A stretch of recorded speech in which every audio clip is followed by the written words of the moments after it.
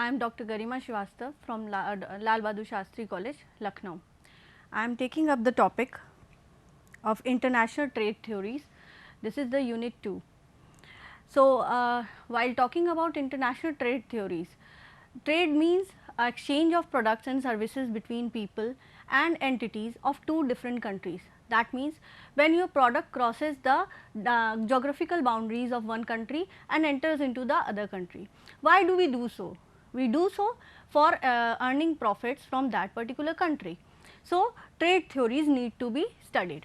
Now, trade theories also tell us the patterns of trade, how we can trade in different commodities, in different services between the two countries, whether we will be at profit, whether we will be at loss while trading in some of the products of one country into the another. These theories explain how goods are traded among various countries and which one are the advantageous to trade. Like for example, India is an agricultural based country. So, India should go for agricultural products for exporting. Similarly, US is a country where pharmaceutical formulas are at its best. So, US should go for export of pharmaceutical formulas. Now, while talking about trade theories, we need to understand that why and how these trade theories work. Trade theories have been classified into two types: classical country based theories, modern firm based theories. Now, classical theories are the one which I am going to take up in this particular lecture. The modern based theories I will be taking up in my next lecture. So, the very first theory of the classical theory is the mercantilism. This is the oldest theory which dates back in the 16th century and it was developed in England. It was given by Thomas More. It is based on zero sum game. Now, zero sum game means when two countries trade among themselves, one country is always at profit and the other one is at loss. That means both can never be simultaneously at profit or simultaneously at loss. So, for that purpose, under the mercantilism, the two countries that trade, they export, the countries try to export more and more while they try to decrease their imports. Similarly, when they export more and more, they exchange the currency or they exchange in the gold reserve. So, the main objective of mercantilism theory is to increase the gold reserve of the country. So, under this theory we can say the country's wealth can be measured by the gold reserve that the country is having. So, similarly, because in those days only gold was the thing that was being exchanged for different commodities. Currency was not at all at that priority at that time. So, gold was the basic thing. More encouragement on exports, restriction on imports were there. Tariff barriers, quotas and non-tariff barriers were encouraged. So, it aims at accumulation of foreign currency and gold reserves, also known as bullionism in the country. So, to increase country's wealth, the country is aimed at increasing the export. For example, suppose US is having a product like cars, it is good in producing cars and it goes and exporting cars itself. So, in that case one time will come when it will not be able to export those particular product. Why so? Because accumulation of gold at a particular time period will limit its export quantity. This theory does not recognize anything other than the gold to measure the wealth of the country. Now, this is a drawback of the theory, that this theory only takes gold as a measure. It does not take any other aspects such as currencies, mutual funds, stocks which are more existent at this time. So, it is based on the gold itself. Like for example, say suppose if more and more trades are there, so balance of trade will be in a favorable side. Why so? Because when there will be more gold in a country, the country will be having more and more gold and therefore, a surplus of gold reserve will be there in the country. So, similarly, if it will be having more imports, more and more money will be sweeping out of the country. In that case, it will be having deficit of gold. So, balance of trade means whatever exports you do minus the quantity of imports. So, when we need to get the surplus in the exports, or balance of trade, we need to go for more and more trade. So, mercantilism is a theory that is based on more and more exports and discouraging imports into the country. Second, David Hume's price specific flow mechanism. This mechanism was given by David Hume. He says that when more and more countries go for exports and they decrease their imports, one time comes when there is a disequilibrium created in the balance of trade. That means when quantity of import or quantity of exports are disturbed. So, why this disequilibrium comes? Why? Because when more and more gold is there in the country, there will be more money into the country, more pocket size of the people, which will increase the price of the product ultimately. Why? Because the people are having more money, so they will demand for the product. So, suppose the product is of rupees 10, they will go to give rupees 100 for that product also. Why? Because their pocket allows it. So, at a time one time will come when there will be this disequilibrium due to increase of exports of those country. And there may also be times when the price of the product is high, the other countries where we are exporting, they will not be willing to buy your product anymore. So, you will be discouraged the exports of the export into that country. So, ultimately you have to go for imports. David Hume showed in his study that due to increase in inflow of gold in the country, there will be increase in money supply and thereby increase in the price of the products, which would discourage exports and increase the imports. So, this was a mechanism that was given by David Hume in contradiction with the first theory. Now, the second theory in this classical international trade theory is absolute advantage theory. Now, this theory was given by Adam Smith and it is based on positive sum game. The last theory which we studied was based on zero sum game, that was mercantilism. Now, Adam Smith worked on the formula that he said that a country should go for absolute advantage. Now, what does absolute means? Absolute means complete. A country should go for producing those products in which it is efficient at its best. That means it should focus on efficiency of producing a product in the home country with which requires raw materials which are readily available into that country itself. That means the country will go for exports when it has those factors which are available in the country, and it will go for imports which has production disadvantage, the products which have production disadvantage. That means the production of those products for which raw material or technology you need to buy from somewhere else, then why go for producing those products? We should go for import of those products. This was the theory given by Adam Smith. Absolute advantage is when a country can produce a product more efficiently than any other country.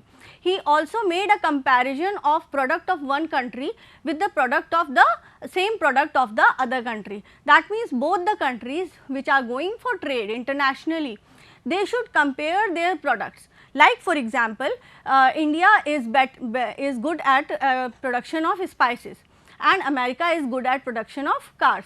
So, of course, America should go for exports of cars and India should go for exports of spices. Similarly, other countries also. Now, how do we decide that what are our best advantages? Now, advantages can be divided into two parts, a natural advantage and acquired advantage. The country will decide its factors or its resources as natural advantage or acquired advantage. Now, natural advantage means the products for which the country's environment, the country's nature is favorable. For example, India is good at producing cotton in contrast to coffee that is best produced by Brazil. So, in that case, if India's climate suits the production of cotton, then India should go for export of cotton, while Brazil should go for exports of coffee. Similarly, other examples are also there where nature comes into play. You need to see that which products are nature friendly and we can get raw material, we can get average product price from that particular country itself. So, we should go for those products at which we are at natural advantage. Similarly, acquired advantage. Acquired advantage means we are not having that advantage, but we can acquire that advantage from some other country. For example, milking of cow in India. We have earlier people used to milk the cow, but these days we have milk extraction machines which we have borrowed from other countries, which we have bought from other countries, and the same work can be done in a lesser time as compared to earlier times. Now, of course, this is an example of acquired advantage. Why? Because we have acquired this technology from somewhere else and we have made it at our absolute advantage. Now, this theory does not explain about nations which have advantage in both the products. Now, this is a disadvantage of this theory, which says that if suppose both the countries are at an advantage of the same product, now how they are going to decide as absolute advantage, because absolute advantage theory says both the countries have to compare the products, and then whichever product is at an advantage, it should produce that particular product. For example, suppose country A is good in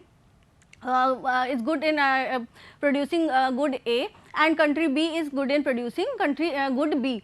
Similarly, so country A will go for export of good A and country B will go for good export of good B. Why? Because when they have compared the product, it is country A is having a better advantage at good A and country B is having a better advantage at good B. Now, the comparative advantage theory. Now, this theory is, you can call as an extension of absolute cost theory. Why? Because in absolute cost advantage theory, we said about the comparison of the various product factors that were taken into consideration. In this theory, we take up those products at which the countries are at the same level. It was given by David Ricardo in 1817.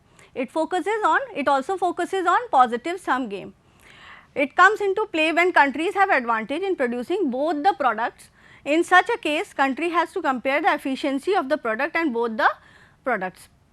That means, suppose America and Japan. Now, America is also good at producing cars and Japan is also good at producing cars. Now, what should they do? How will they decide accordingly about the absolute cost theory?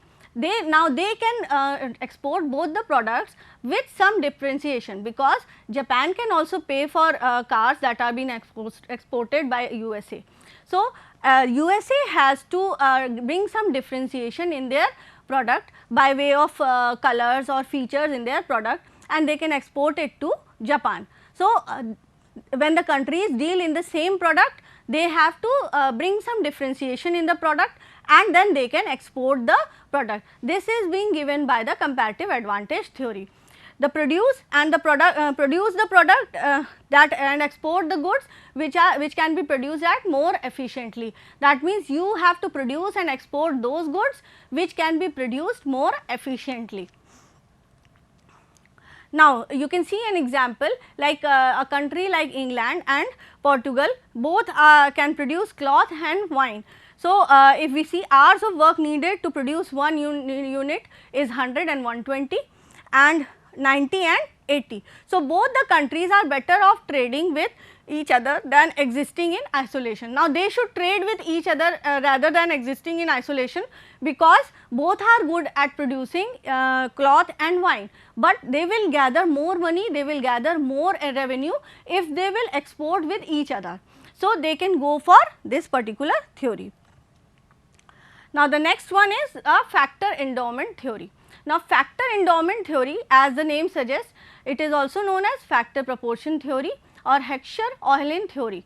Now, it was given by Elie Heckscher and Bertil Ohlin in 1933. Now, this theory says that whatever factors are there for production of a product, we need to study them in detail. What are the factors of production? Your man, money, material. So, of course, you need to study all the three factors and then try to find out what kind of products you can produce and what kind of products you have to import. It studies the available factors in the country to explain international trade terms. Now, of course, this factor theory, it studies the available factors. Now, it does not seize that the factors in the eyes of product. It sees the factors directly. Now, whatever factors are available in the country, you need to check them and analyze them. Like for example, India is a labor rich country, labor resources are in abundance in India. So, you can call India as a labor intensive country. So, it should produce those products which are labor intensive. That means more and more manufacturing units can be set up in India as compared to capital intensive countries like USA. USA is a capital intensive country.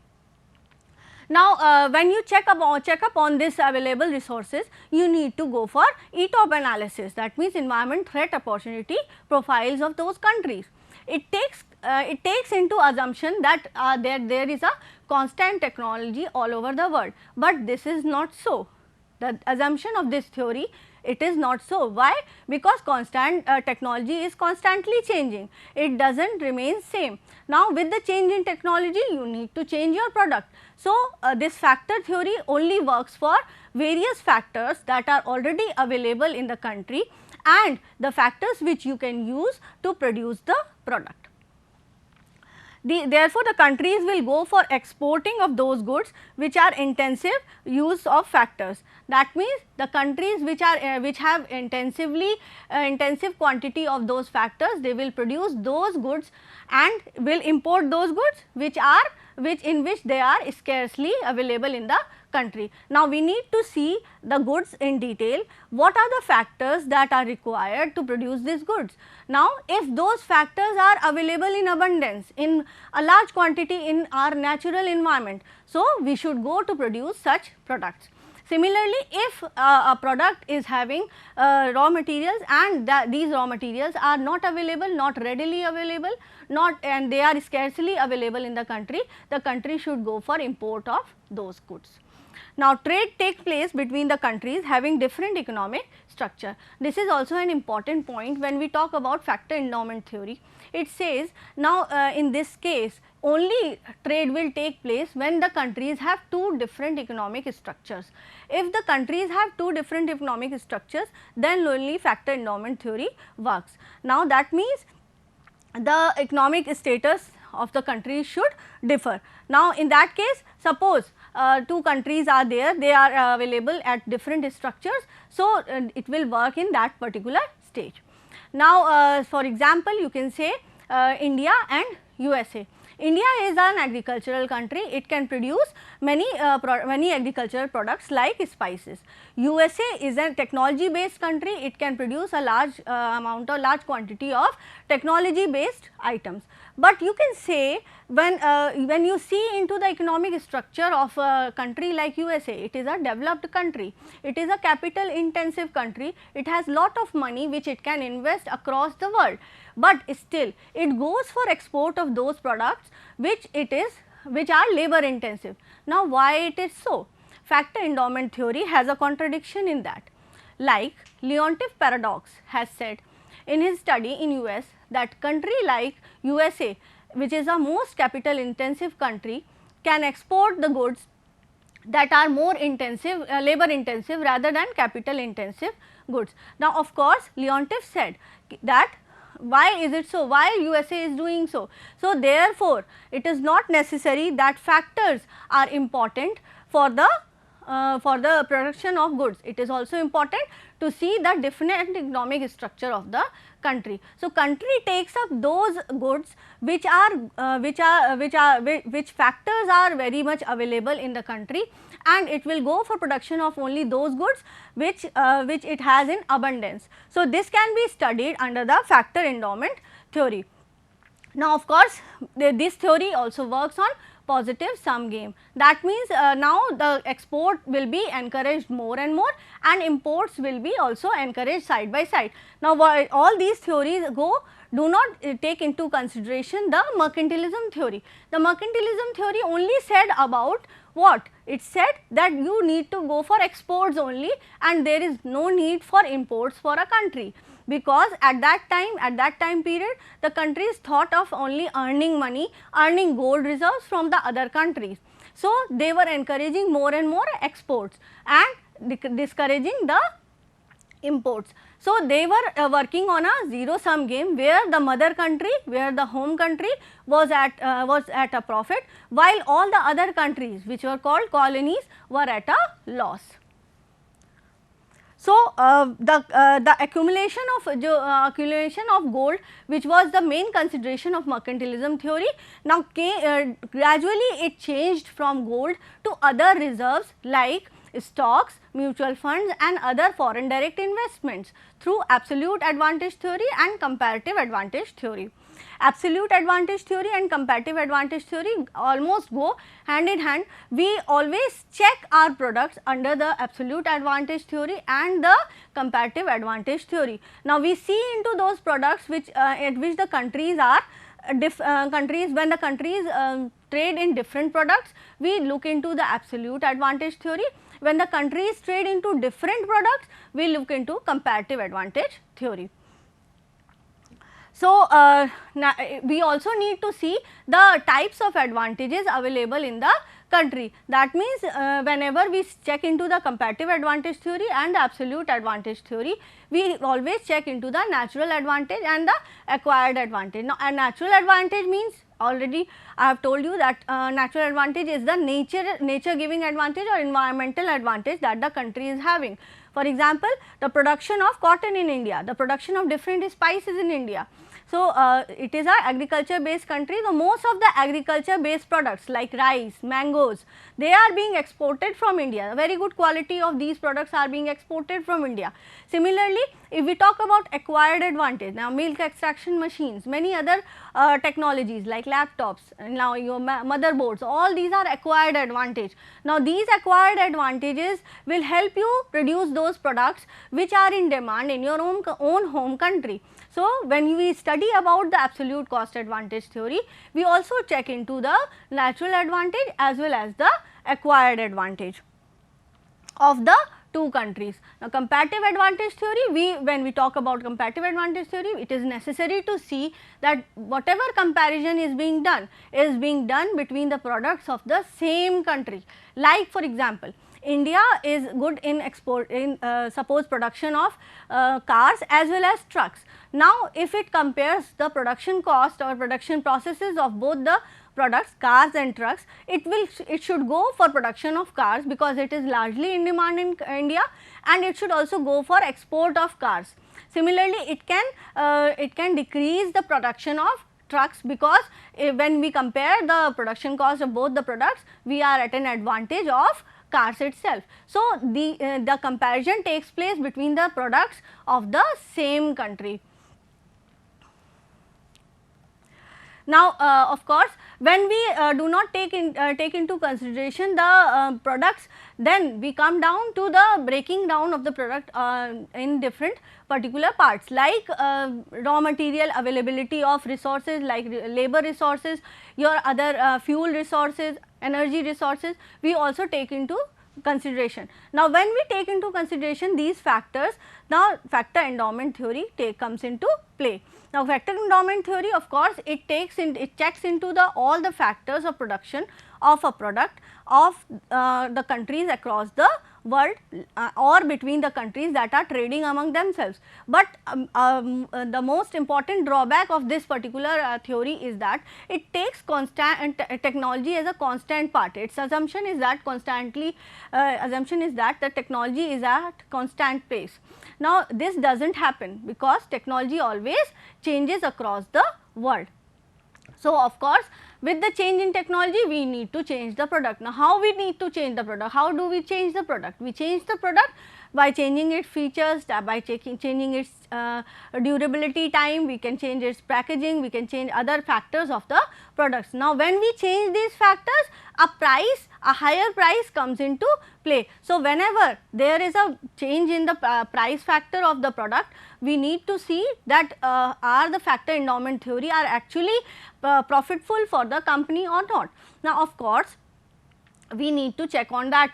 Therefore, the countries will export those goods which are intensive in those particular factors. I have already given the example, like India is a labor intensive country. Similarly, China is also a labor intensive country plus a capital intensive country. So, it is good in it will produce those products which are labor intensive and as well as capital intensive. So, it is exporting all those kind of products. Now, leaving apart, we cannot check into quality factors over here, because factor endowment theory does not take into consideration.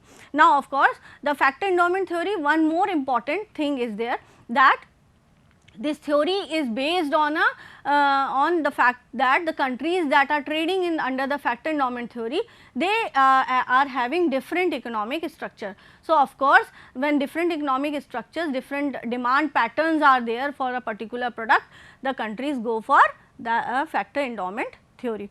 So, factor endowment theory does not take into consideration the those countries where similar products are there, but the factors are different. So, there is a contradiction given by Leontief paradox. In 1953, he said that if we see that many of the countries, they they export those products in which they are not rich in. Why do they do so? They do so why? Because maybe they are getting resources to produce those products from somewhere else. Like these days we are having outsourcing of the labor, outsourcing of technology, other factors. So, it is not always, and of course, this is because technology is changing.